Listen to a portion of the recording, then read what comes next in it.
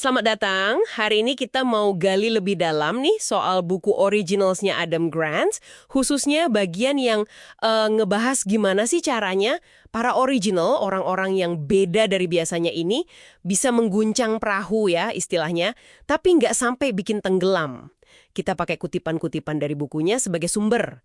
Jadi, misi kita kali ini, kita coba pahami gimana orang-orang yang bawa perubahan besar ini, yang ternyata sering juga merasa takut kayak kita semua, tapi kok ya punya cara cerdas buat kelola risiko pas nantang arus utama. Yuk, kita bedah bareng. Gimana buku ini ngebantah mitos ya? Mitos kalau inovator itu pasti pemberani, nggak kenal takut. Padahal kenyataannya, wah lebih kompleks. Dan ini penting banget buat Anda mendengar. Sumber ini nunjukin banyak loh orang, mungkin Anda juga, yang ragu bertindak karena takut. Takut ganggu kestabilan. Nah, kita akan lihat nih, gimana sih rasa takut ini beneran ada, dan gimana para original ini ngadepinnya. Oke, soal takut itu ya. Kayaknya ini umum banget ya. Buku ini kan kasih contoh. Ada ilmuwan di FDA, ada karyawan di perusahaan teknologi. Mereka takut nyuarain ide baru, takut kalau ada masalah. Khawatir dianggap pengganggu gitu, atau dapat reaksi negatif. Malah ada kutipan dari ekonom Schumpeter kan yang bilang originalitas itu intinya tindakan penghancuran kreatif. Ya wajar aja kalau bikin, deg-degan ya. Setakut itu normal banget. Para original ini juga ngerasain loh, mereka bukan manusia super yang kebal risiko gitu. Buku ini jelas banget gambarin mereka juga bergulat sama keraguan, sama ambivalensi. Ya persis kayak yang mungkin Anda alami kalau punya ide yang agak nyeleneh. Mereka bukan tipe orang nekat tanpa mikir. Wah, nah ini nih bagian yang bikin penasaran. Kalau mereka sama-sama takut, terus gimana caranya mereka bisa jaga kapal tetap aman sambil bikin gebrakan? Salah satu kuncinya katanya portofolio risiko. Gimana tuh maksudnya? Jadi gini, idenya itu punya bantalan aman di satu area hidup Anda. Misalnya, pekerjaan tetap yang stabil. Nah, rasa aman di situ justru bisa ngasih kebebasan buat lebih berani ambil risiko yang original di area lain. Oh, kayak contohnya Steve Wozniak gitu ya, yang katanya enggan banget ninggalin HP waktu Apple baru mulai. Betul. Atau Pierre Omidyar, pendiri eBay. Dia kan jalanin eBay itu kayak hobi sampingan aja selama 9 bulan gitu, sambil tetap kerja. Jadi nggak langsung resign terus all in gitu ya? Iya, dan ini menariknya, ada studi loh yang dikutip di buku ini, dari Raffier dan Feng, nunjukin kalau wirausahawan yang tetap kerja pas mulai bisnis, itu malah 33% lebih kecil kemungkinannya buat gagal, dibanding yang langsung nyemplung total. Wah, serius? Kok bisa gitu ya? Karena ya logikanya mereka jadi lebih hati-hati, nggak buru-buru ambil keputusan gede. Jadi intinya, mereka itu bukan risk taker dalam arti nekat, tapi lebih ke risk manager, pinter ngelola risiko. Contoh lain lagi, Warby Parker, itu kan mulai dengan 2 CEO.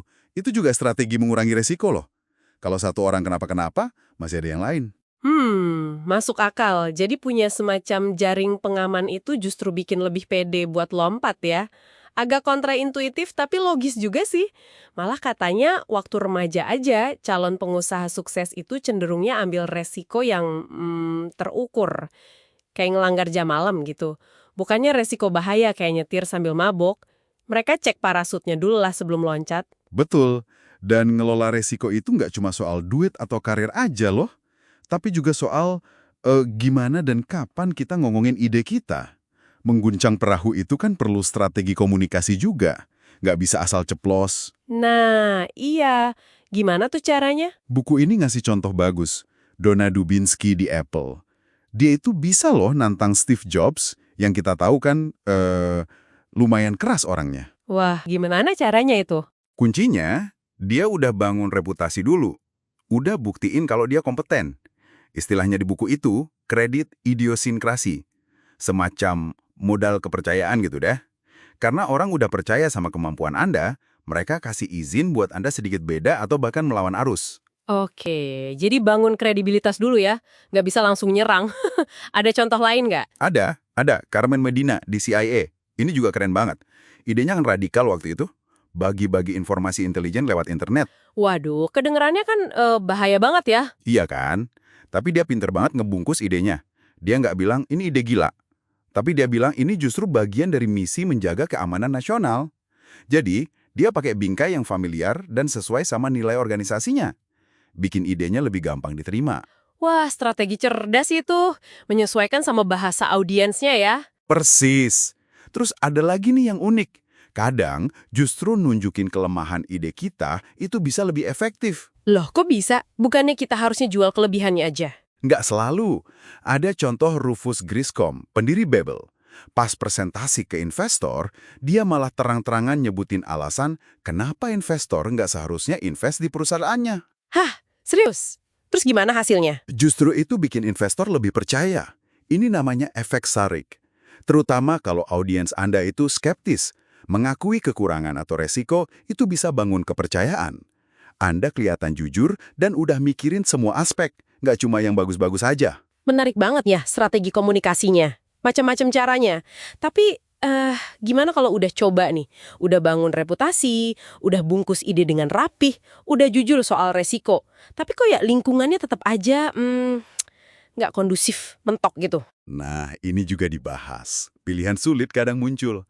Antara voice atau tetap di dalam, dan terus bersuara mencoba mengubah dari dalam, Atau, atau exit.